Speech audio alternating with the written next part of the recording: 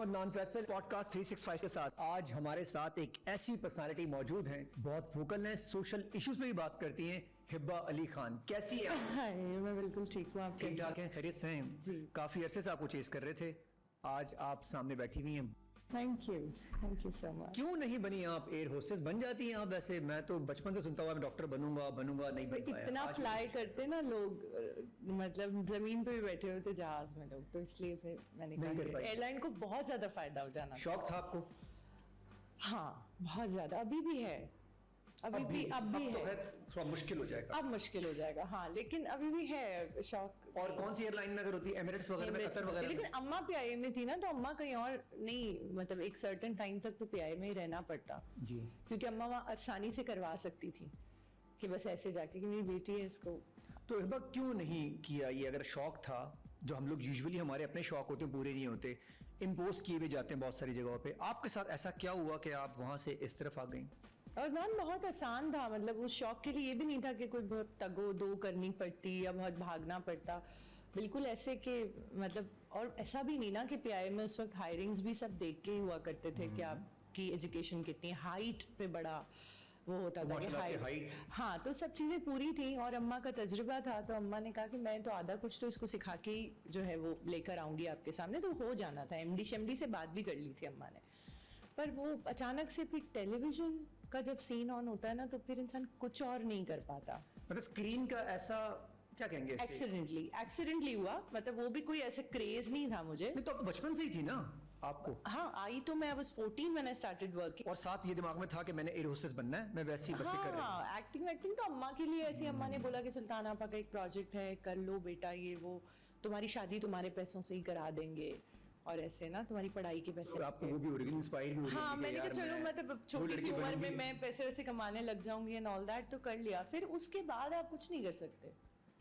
जब तालियां बज जाती है ना एक दफा के, याद बहुत अच्छी, यार इतनी छोटी है, इसने इतना अच्छा कैसे कर दिया, तो फिर आप किसी और काबिल। ऐसा वाला भी हुआ होगा, रास्ते में किसी ने रोका होगा, सेल्फी ले ली होगी?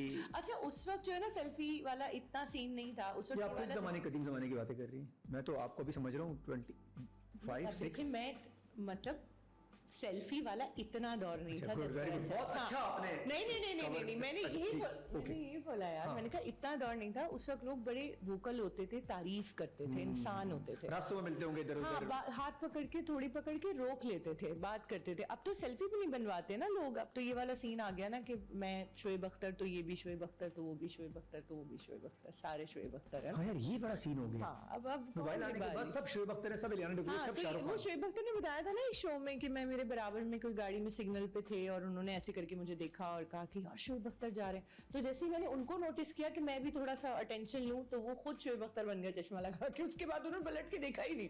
शोएब भाई देखते रहे उनको, उन्होंने नहीं देखा पलट के कि आपको हम कैसे बता दें कि आप शोएब अख्तर हैं। अच्छा, अब क्या करना क्या चाहिए वो बताएं आपको कि आप हिब्बा अली खान है?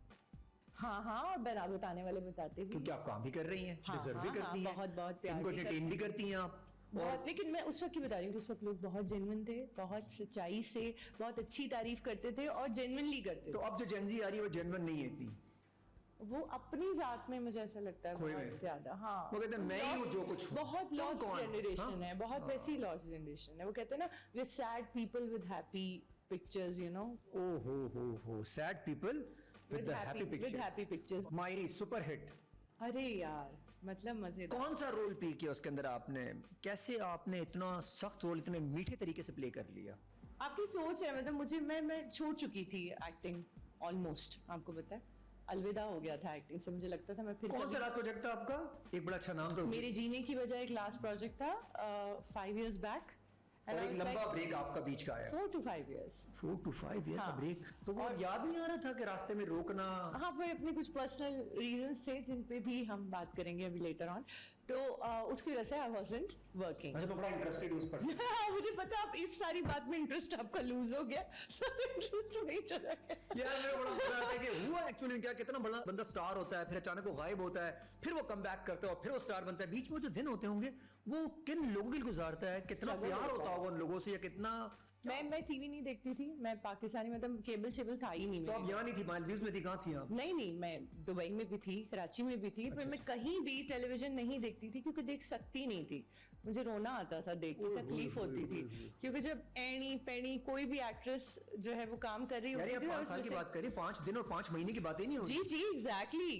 मैंने टेलीविजन ड्रामा नहीं देखा, मैं नहीं देख सकती थी पाकिस्तानी ड्रामा क्योंकि मैं उसका पार्ट रही हूँ और मुझसे बर्दाश्त नहीं होता था कि मैं खुद नहीं हूँ और मैं इतना कुछ कर सकती हूँ ऑन स्क्रीन और मैं नहीं कर रही हूँ।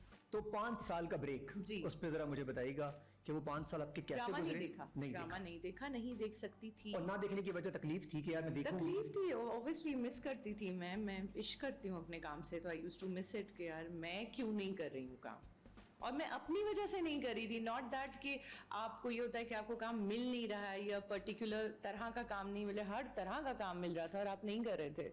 सो ऑफ कोर्स मैंने छोड़ दिया था ड्रामा देखना। मम्मी की तरफ से आ रहा था कि करो? अम्मा की तरफ से हमेशा आता था कि आवाज आती थी करो, रोको मत। क्योंकि अम्मा ने ही एक्टिंग शुरू करवाई थी, अल्लाह उन्हें जन्नत ये जो नसीब खुद रुकने करे। की वजह थी, उसके पीछे क्या वजह थी?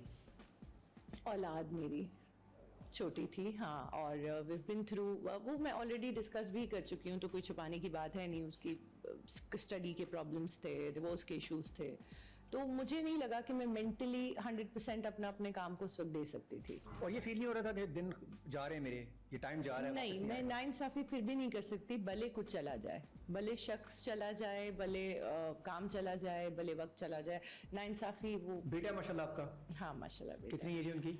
अब माशाल्लाह 12 साल के हैं। एक्सीलेंट। तो कहते हैं ना, रेज योर सन वेल। हाँ, तो आप बेटे की तरबियत कर रही हैं, कल बड़ा होके वो एक अच्छा हस्बैंड बन सके इंशाल्लाह। और आप देखें कि एक काम जो 12 घंटे पे मुश्तमिल है, उसमें आप एक बच्चा भी पाल लेंगे और 12 घंटे शूट पे भी रह लेंगे। ये उनके साथ तो शायद हो सकता होगा जिनकी 4 बहनें होंगी पीछे संभालने के लिए या कोई बहुत प्रॉपर अटेंड करने के लिए होगा। मेरे पास अनफॉर्चुनेटली नहीं था, जहाँ इतना सब कुछ था वहाँ ये नहीं था। तो मुझे लगा कि नहीं, और साइकोलॉजिकली मुझे ये फीलिंग थी कि मैंने खुद एक ऐसा बचपन देखा था जिसमें अम्मा अवे थी, फ्लाइट्स पे थी। You getting what I am saying? अम्मा 12-12 दिन लंदन होती थी, 12-12 दिन इधर उधर आगे पीछे। तो मुझे ऐसा लगता था कि बच्चे को मैं चाहिए हूँ, बचपन मेरे साथ गुजरेगा, अदरवाइज ट्रबल्स हो जाएंगे। तो कुछ तो कॉम्प्रोमाइज करना था। जहन में था कि मेरे साथ कहीं थोड़ा सा तो मैं नहीं होने दूंगी यहाँ पर।